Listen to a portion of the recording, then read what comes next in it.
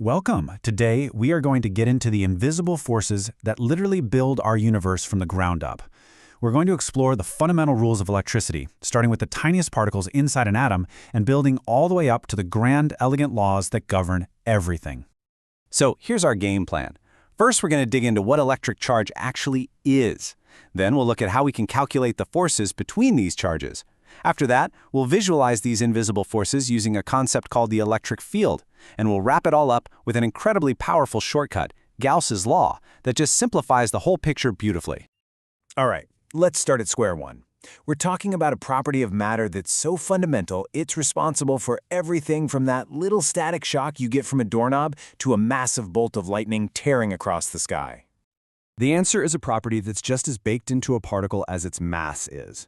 But, as you're about to see, it is unbelievably, mind-bogglingly stronger. You know, electric charge isn't something a particle just picks up. It's a core characteristic, part of its very identity. And it really only comes in two flavors, what we've decided to call positive and negative. Now, what's really cool are the two simple but totally unbreakable rules for charge. First, charge is conserved. You can shuffle it around, but the total amount in a closed system will never, ever change. And second, it's quantized. This means charge is not a continuous fluid. It comes in tiny, identical packets, the charge of a single electron. You can have 5 of them or 1 billion of them, but you can never ever have 2.5. So, how does this charge thing actually do anything? Now that we know what it is, let's figure out exactly how to calculate the force it exerts on other charges. And this right here is Coulomb's law. Basically, the more charge you pack in, the stronger the force. But the farther apart those charges get, the weaker the force becomes. And it weakens fast, with the square of the distance. Now this whole relationship might sound a little familiar, kind of like Newton's law of gravity, right? But believe me, when we talk about strength, this force is in a completely different universe. And just how powerful are we talking? Well, let's put it head-to-head with gravity.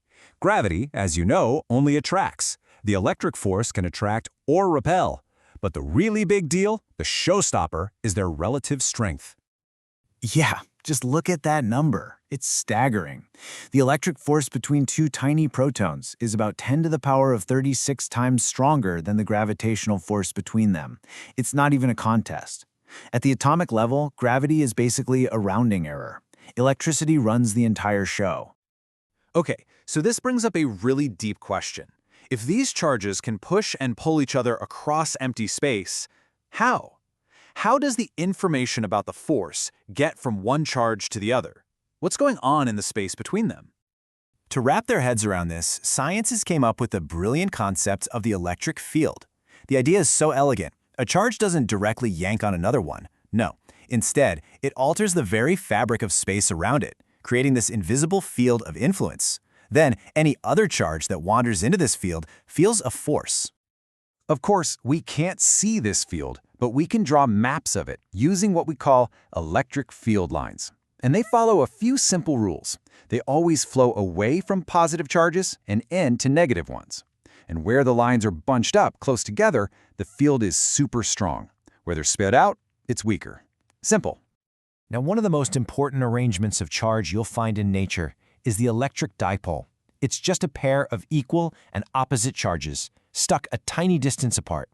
If you've ever thought about a water molecule, H2O, with its slightly positive and slightly negative ends, well, that's a perfect, real-world example of an electric dipole. So, how do we figure out the field created by a dipole? Well, we use a super important physics tool called superposition. As you can see in steps 1 and 2, we just calculate the field from each charge all by itself.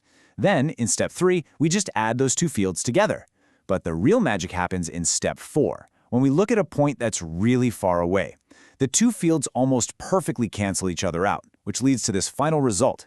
The field strength drops off as the cube of the distance, way faster than the field from a single charge. Now, imagine trying to calculate the total electric field by adding up the effect of every single charge in some complex object. That would be an absolute nightmare. But thankfully, for situations with a nice, clean symmetry, there is a profoundly beautiful and powerful shortcut. To get this shortcut, we need a new idea: electric flux. Think about holding a hoop in a river. The amount of water flowing through that hoop per second is the water flux. Electric flux is the exact same idea. It's just a way to count how many electric field lines are piercing through a surface. More lines, more flux. So what if I told you there was an easier way? What if, instead of doing all that tedious vector addition, you could find the total electric field just by knowing how much charge you've trapped inside some imaginary bubble you draw in space? Well, it turns out you can. And this is Gauss's law. This isn't just a clever trick. It is one of the 4 absolute pillars of electromagnetism. It says that the total electric flux punching out of any closed surface is directly proportional to the total charge you've enclosed inside that surface. It is a stunningly powerful link between geometry and charge. Let's watch it work on a problem that would otherwise be really hard, finding the field from an infinitely long wire. Step 1, we pick a Gaussian surface that has the same symmetry as the wire, a cylinder.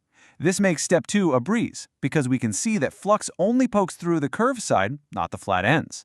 Step 3, find the charge inside our cylinder. And then, for step 4, we just plug it all into Gauss's law, setting the flux equal to the enclosed charge. And this is the real magic. This is why Gauss's law is so incredible. A problem that would have taken a page of nasty calculus is solved with a few lines of simple algebra. We're left with this clean, perfect, exact formula for the electric field. It's just so efficient. Okay, so after that whirlwind tour through the basics of electrostatics, what are the big ideas, the crucial points you should really take away from all this? We've really built a complete ladder of understanding here. It all starts with charge. That's the source of the whole thing. Coulomb's law gives us the math to actually calculate the force. The concept of the electric field gives us a way to understand how that force acts across empty space. And finally, Gauss's law gives us this incredibly elegant shortcut to find that field in many important situations. And that leaves us with one last, pretty profound thought. This beautiful structure we've uncovered, this inverse square law force that leads to a powerful flux law like Gauss's, it isn't a one-off. It's not unique to electricity. Gravity also follows an inverse square law, which means a very similar mathematical elegance applies there too. It reveals this deep underlying pattern in the fundamental rules of our universe.